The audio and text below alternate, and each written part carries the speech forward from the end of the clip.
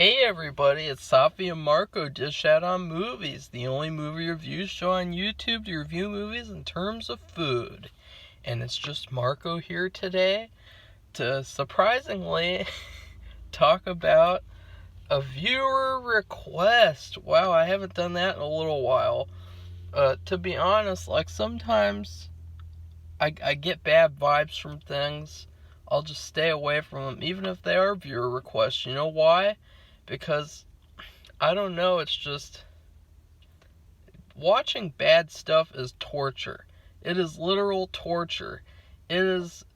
Especially since I'm a filmmaker, since this is my craft, my chosen craft, especially because of that, it's like a shot in the chest every single time I watch something that's bad. But with this thing, it's really because of the movie that's the reason why that I kind of stayed away from it for a while. And of course, what I'm talking about is Fargo. Fargo Season 1. I watched that, and I know what you might say. Oh my God, he doesn't like the Fargo movie? Why the fuck am I listening to this movie reviewer? He doesn't like Fargo. What a dipshit. But yeah, I do not like the Fargo movie at all. I mean, I watched that. I've only seen it once, and once was enough. I liked some stuff in it.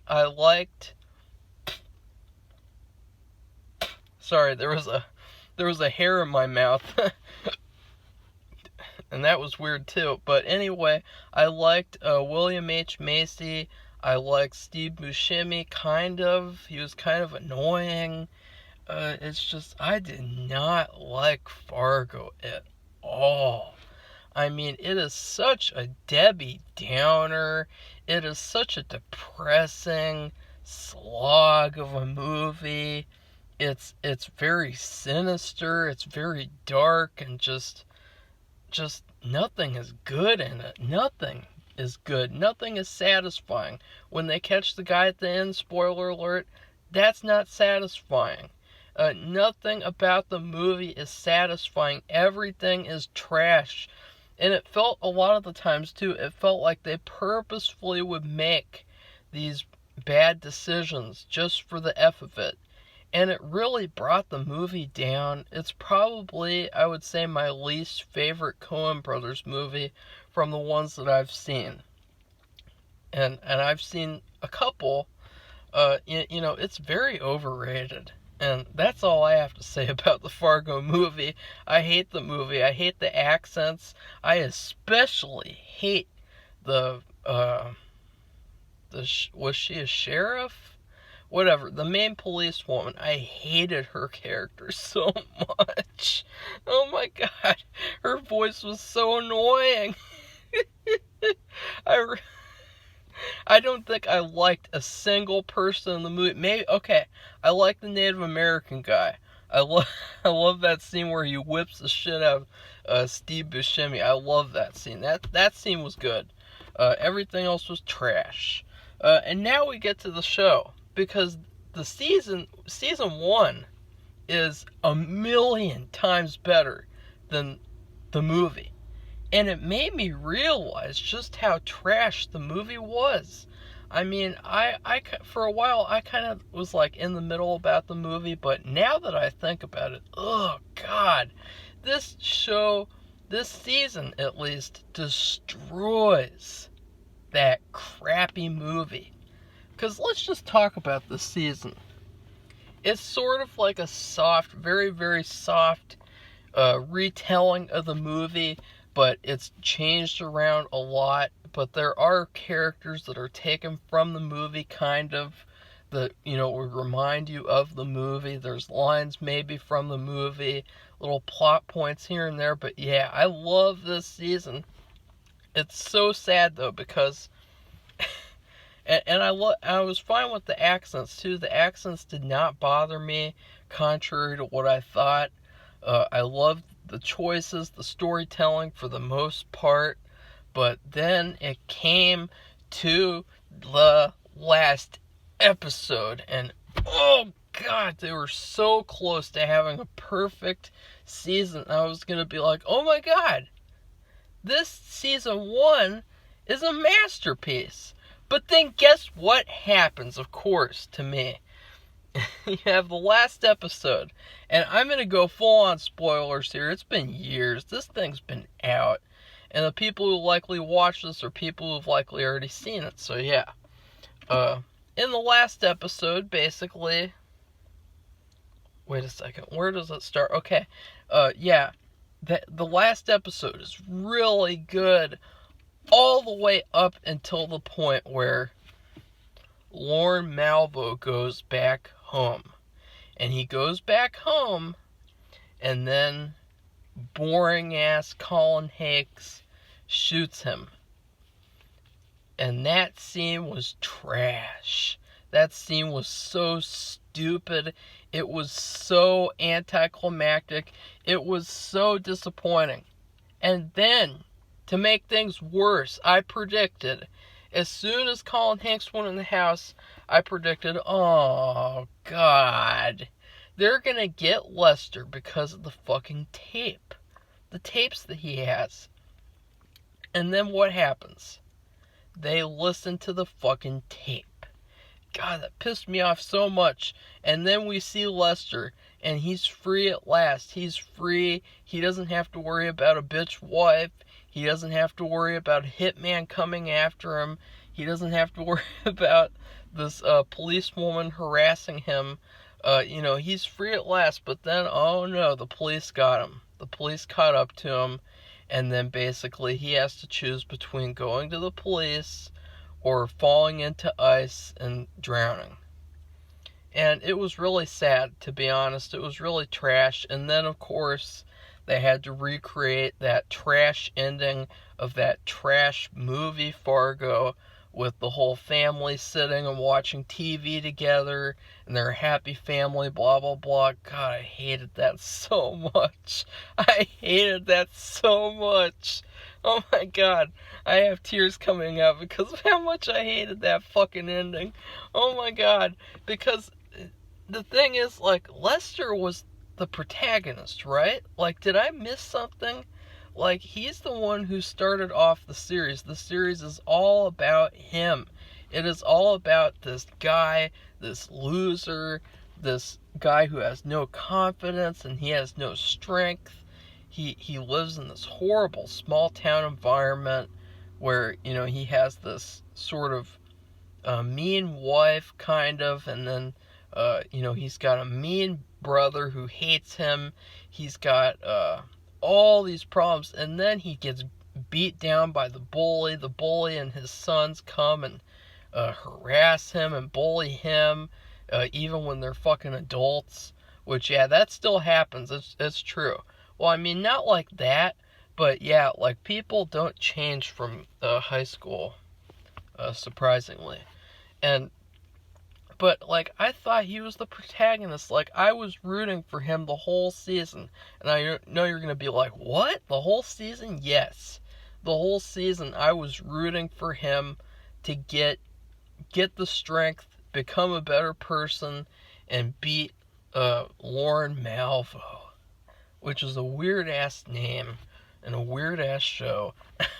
And so it really pissed me off and disappointed me when he died. It is a pet peeve of mine at this point when the main character dies, especially when it's very predictable and when it's like sort of like an impending doom, because it's like, what's the point of this? Like, I don't want to watch a show or a movie where the main character dies at the end and like the whole story is for nothing. Like, no, I want to watch a show where the person survives or learns something. I mean, Lester, oh God, it's so upsetting. It was so good until that point, and then you had that stupid ass shit where Colin Hanks gets to kill him, and we're oh my God. It's more disappointing than the actual... Oh, no, I wouldn't say that. It's more disappointing than that No Country for Old Men crap at the end, where we don't get to see the final fight, and then we see that boring scene where the old man sheriff guy is talking about some random dream crap. It's more disappointing than that. God, it pissed me off so much. And it's just so sad. I mean, this show was so good. Let's talk about the positives. The acting. I've never liked Martin Freeman or Billy Bob Thornton, but now I love both of them. They were awesome. They were the stars of the show. Every time that they were on, I was interested. I loved their characters a lot. I kind of liked Colin Hanks a little bit, but his character quickly became useless when, of course, they had to push the female character over him, either for their feminist agenda or just because of the movie, and they want this to kind of like be a prequel to the movie in a way, because her character basically, God, I hated that character too. I mean, she was just the worst. Her character was such like, she just kept harassing Lester. And I know he killed his wife. Who cares? She was a bitch anyways. This is a TV show. But, like, she just, like, kept going after him. And what pissed me off about it is the fact that you have this evil devil of a human being in Lorne Malvo.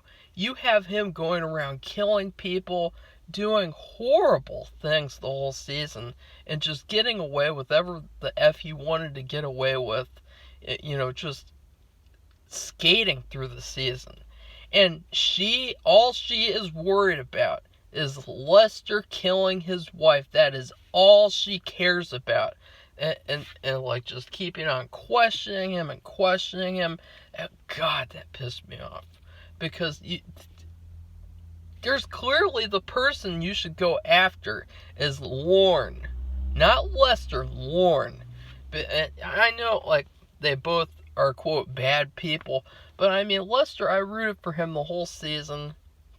I really liked his journey.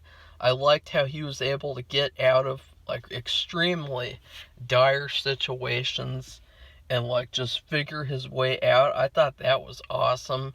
Like, the thing with escaping from the hospital, and, like, that was cool. Like, just everything with him was just awesome.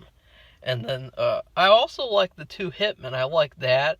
The one who didn't talk, or he was deaf or whatever, and then his brother. I liked them. I love the storyline with the supermarket chain leader, and Lorne sort of blackmailing him. I thought that was a really cool storyline. There was a lot of stuff that I loved. It's just the fact that ending, and the fact that it overshadows everything. Because whenever I watch the show again, I'm always going to remember this show is so good, and then I'm going to get to that trash ending, that stupid ending. And then there's this turn that happens, and it's sort of, it goes along with another pet peeve, rushing. Near the end of the show, or I mean the season, at least, near the end of the season, they do a time jump where it's a year later. And now I'm fine with this. I actually really like this, because, Lester changed, he became a better man. And then Lorne, he's moved on to other targets and just gotten away. And I thought, this is a cool setup. I haven't really seen this. But then they sort of rush. They rush. Because that happens on, like, episode 8, at the end of episode 8. And then we just have 2 measly episodes where it's the time jump happened, and it's in the future. And so I hated that. I thought, you know what? The show spent 8 episodes taking place at a certain time. There should be 4 or 8, or 4 to 8 episodes to, match that in the future timeline. I really thought that they rushed to the end. They introduced these FBI characters that really didn't make any sense. They were trash characters. They were just sort of like goofballs. Uh, they had the storyline where like resolved where it's like who hired the two hitmen to go after Lorne, some random crime syndicate or something, and then Lorne takes them out. That was kind of rushed, and like everything sort of rushes in the last two episodes. But then Lester makes a questionable choice with his new wife. God, his new wife was smoking hot, Asian woman. Wow, he really, yeah, he really got to a good place in life. Let's just say that. Uh, and and and he basically lures her to go into his store for him and get killed. And when I saw that, my jaw dropped to the floor. I was flabbergasted. I was shocked. I was just sickened by the fact that he would do this. But then I got to thinking about it, and I thought, you know what? Not what I would have done, that's for sure. But in a way, I've been rooting for him the whole season. I'm not going to stop rooting for him just because he did one bad thing. This is the one bad thing he did the whole season. F his brother. His brother deserved to go to prison. F him. His old wife, F her too. I'm not saying I would approve of that in real life, but this is the world of a TV show. This is a fake world. This is a fake universe. It's, I could empathize with any kind of choice if it made sense to me. But it really made me question him. But I really felt bad for him too because I don't know. It's just like he's been going through hell the whole season. We never got to see him like really enjoy his life. We never got to see him for a long period of episodes like just get all these great things coming to him. We saw that just a little bit. He got all these things already. And he's at a good place right now. But we never really get to see him enjoy anything. I mean, he just gets shat on the whole season. And so it threw me for a loop. But at the end of the day, like, if that hadn't have happened to his new wife too, the police never would have gotten on to Lorne again. I mean, Lester needed help, and he wasn't going to go to the police himself. So it actually was a okay choice in a way because the police got on to him at this point. So yeah, and then of course the finale comes, and wow, and the finale was awesome. I love the scene where Saul Goodman, where he sort of gives up, and he says, you know what, I'm not going to be sheriff. I don't like this, where it's like, I don't know, like the world isn't good anymore, it's evil. I don't like the fact that like all these people around are dying, all these terrible things are happening to people. Like, how could people be so evil? And I thought that was cool. Colin Hanks' character, he was trash. He became trash immediately after, his character became a citizen who works for the post office. Boring. His character was meant to be a police officer. I mean, he wasn't that bad. She was worse than him. She kept on targeting Lester. And I don't think that you should be doing that too when you're investigating a case. You should be unbiased. And her character, I did not like her character the whole season. I didn't mind her accent though, compared to the one in the movie. But yeah, I didn't like her character at all. I thought her character was boring. I thought that her character was nowhere near as interesting as Lorne and Lester. And then you have that brilliant scene where she gives the allegory to Lester about how basically she gives up the other glove and off the train, and basically it's a metaphor for she's giving up on Lester, and she's going to move on to the more pressing matter, which is Lorne Malvo. And I thought that was great, because it really, like, it showed that her character changed. She learned that, sometimes people get away, and sometimes, cases go unsolved, like Jack the Ripper. I mean, all those serial killer cases where you don't know who worked with the serial killer. All that stuff is unsolved, and that happens. And like, she should be focusing on the guy that's going around killing innocent people. Lester didn't kill his wife directly. Lorne did. If Lorne wasn't in town, his wife wouldn't have been killed. And then we have the fantastic, probably the highlight of the finale, was Lorne coming to Lester's house and Lester outsmarting Lorne. I'm getting goosebumps just thinking about it. That was so awesome. He trapped him in there, and that was cool. I love that scene. And then we see and it reminded me of Blood Simple as well, by the way, with the whole shots and how he's looking at the bullet holes, kind of trying to figure out. That reminded me kind of Blood Simple, where she was in a bathroom as well, I think. So yeah, I thought that was cool too. I love that. And then we see Lorne driving back to his house, and he's just so injured. And I was cheering, I was clapping, I was so happy that Lester finally got this victory, in some way. And then, of course, after that, everything became trash and stupid and garbage. So yeah. Anyways, I'm very mixed on this season.